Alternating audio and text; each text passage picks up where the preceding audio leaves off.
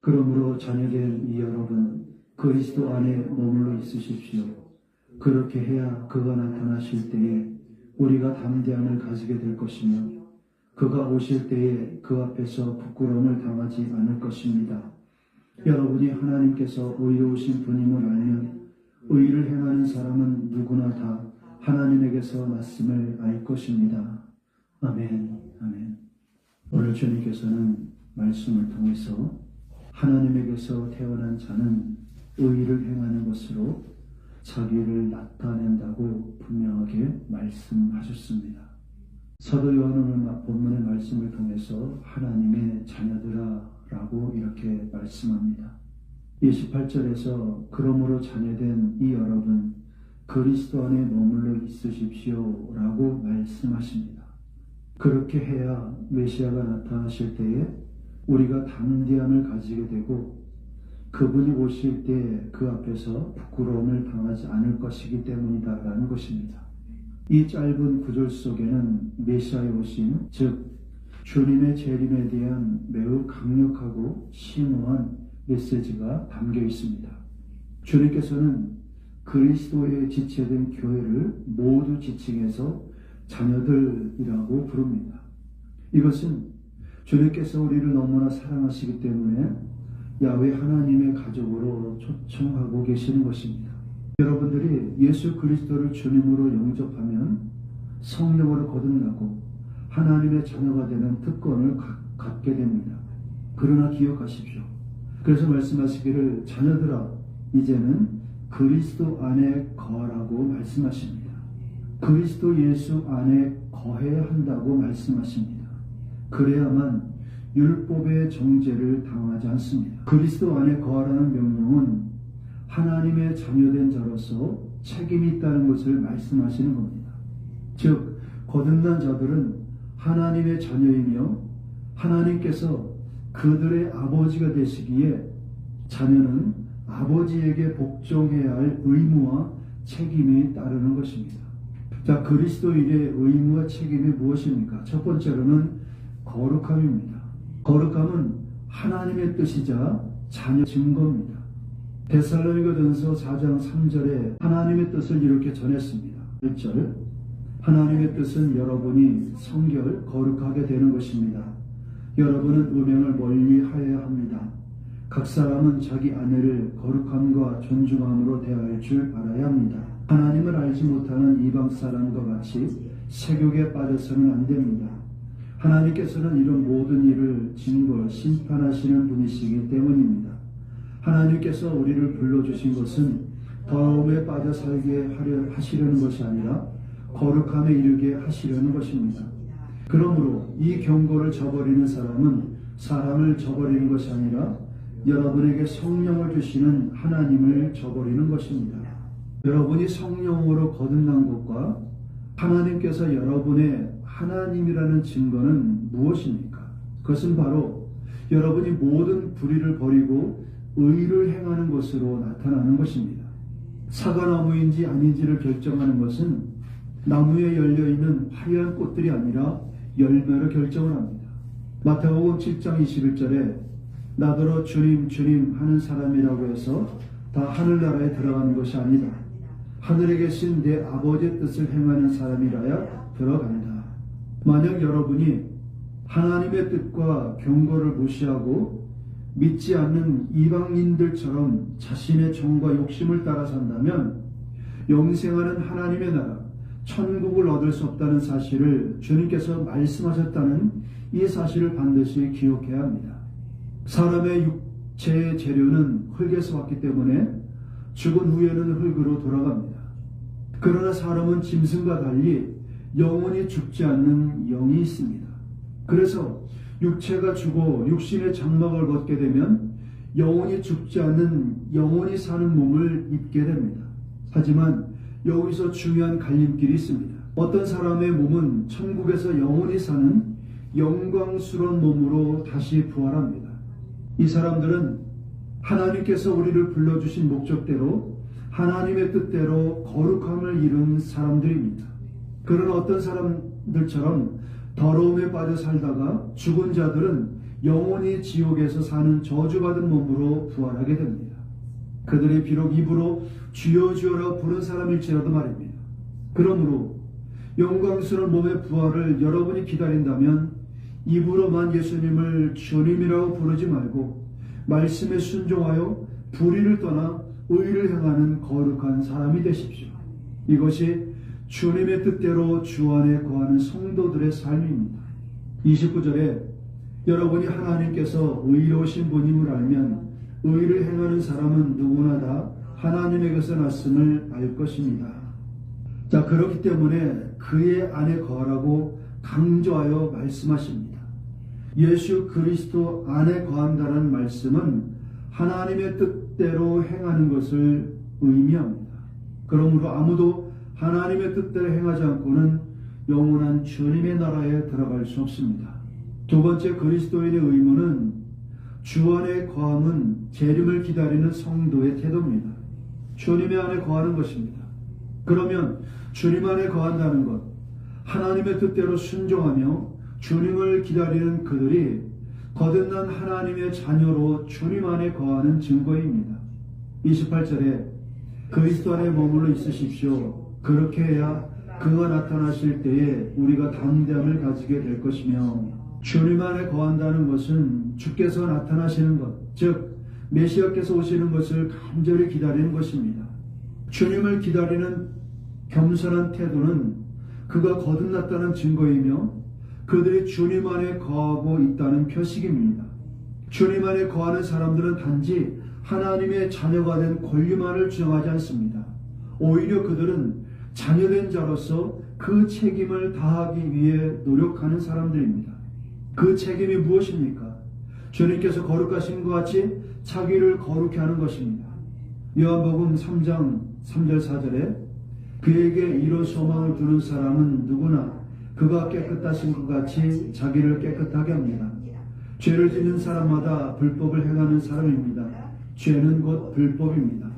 모든 불의를 버리고 의를 행하는 사람은 죄를 짓는 것이 하나님의 말씀을 어기는 불법이라는 사실을 알고 그것을 불법이라는 사실을 알고 있다는 것입니다.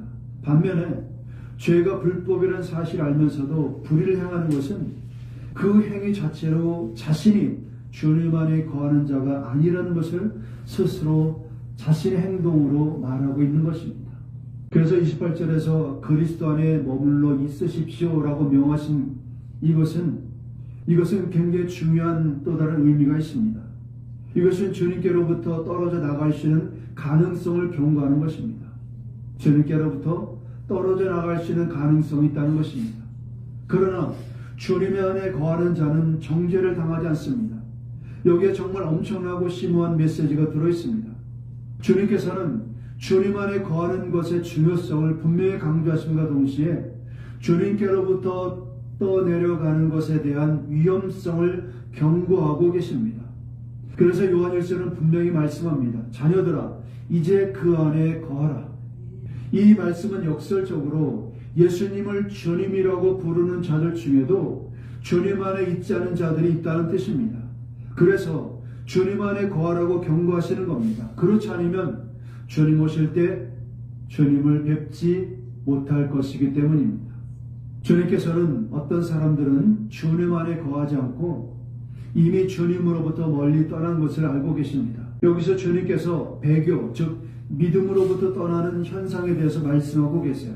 그래서 자녀들아, 여기서는 여러분들이 주님의 백성으로 택함을 받았다는 것을 말씀합니다.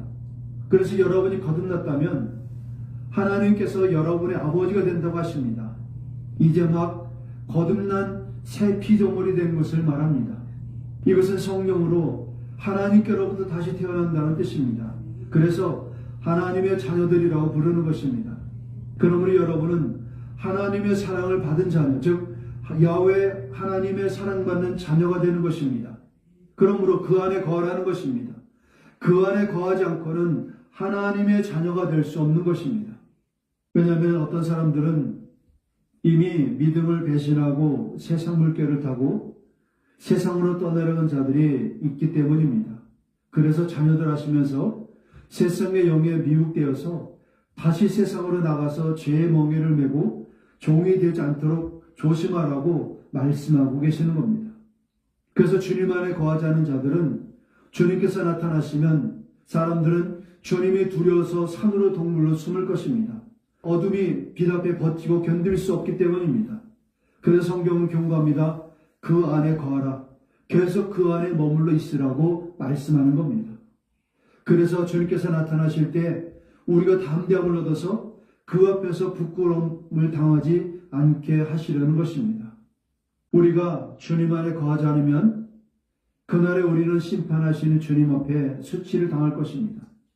그러나 죄와 상관없이 거룩함으로 주님을 기다리는 사람은 그날 구원하시는 영광의 주님을 뵙게 될 것입니다.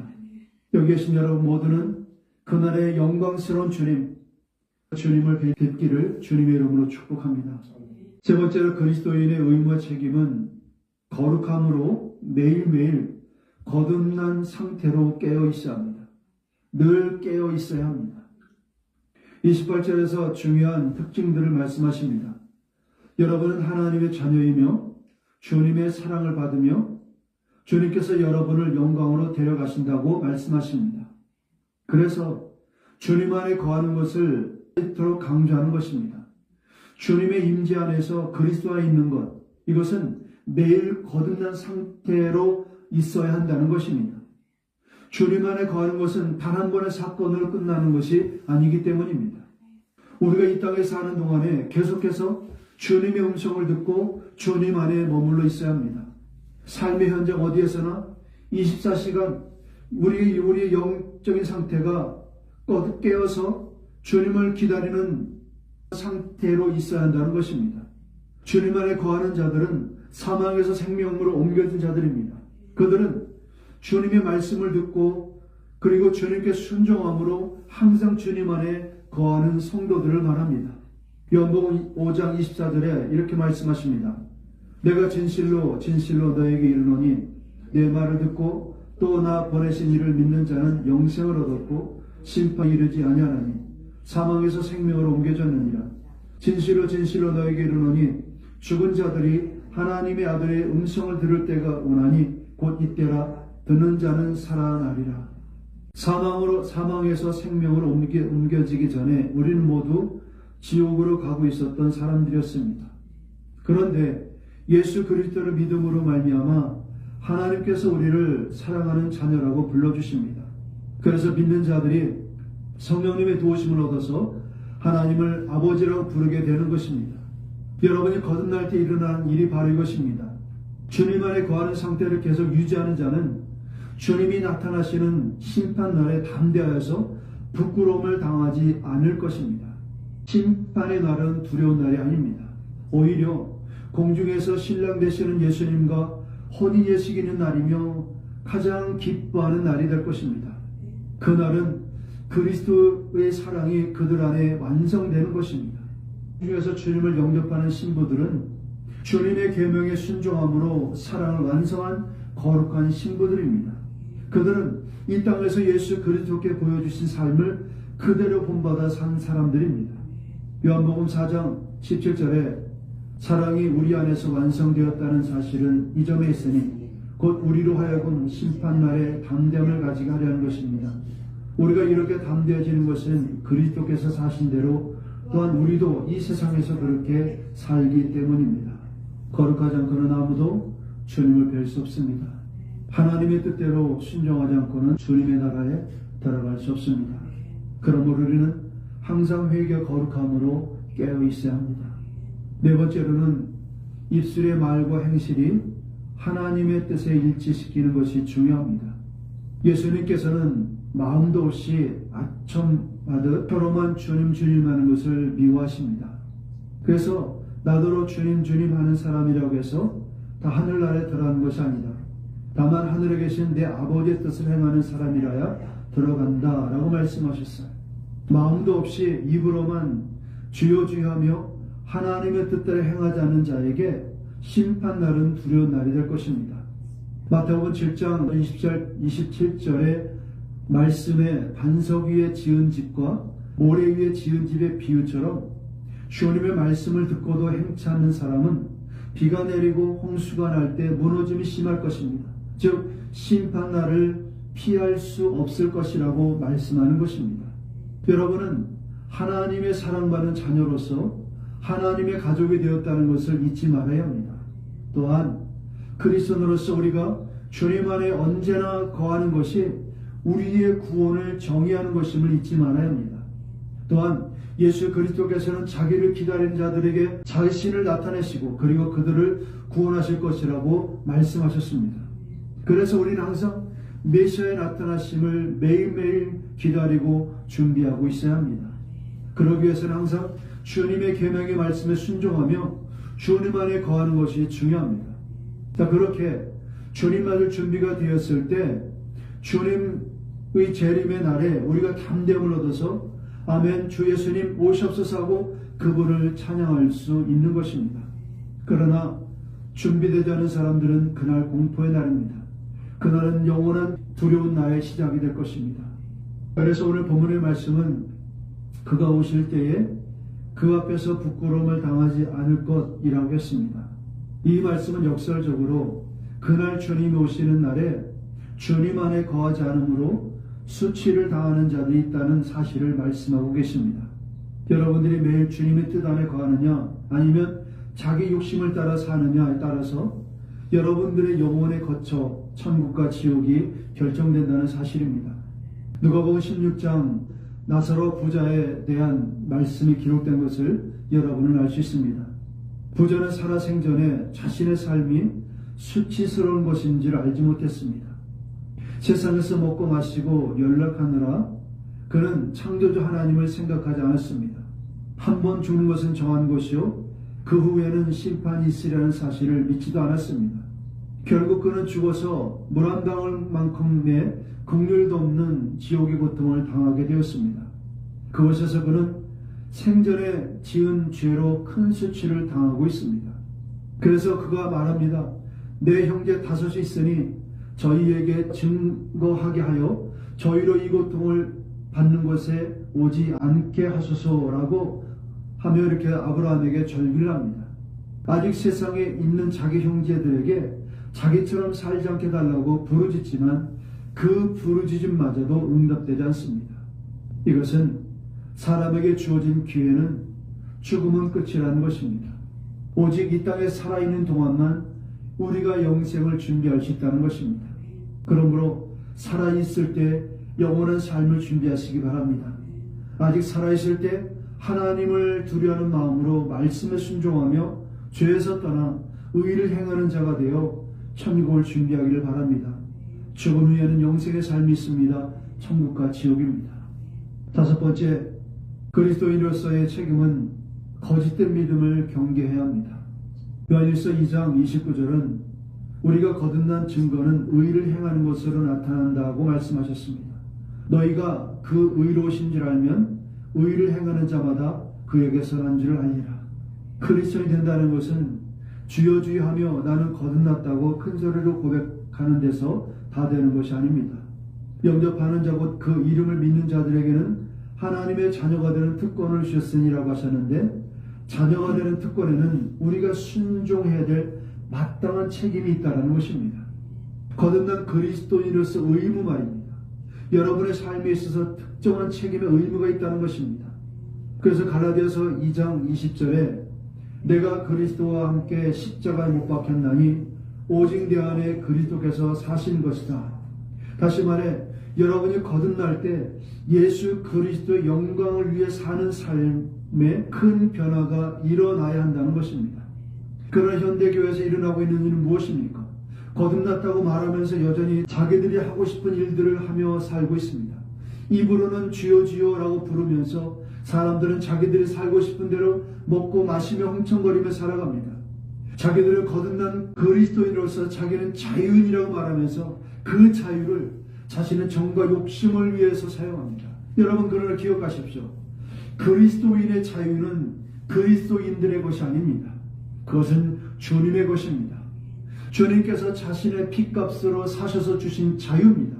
그 자유는 오직 주님의 뜻대로 살도록 허락된 자유인 것입니다.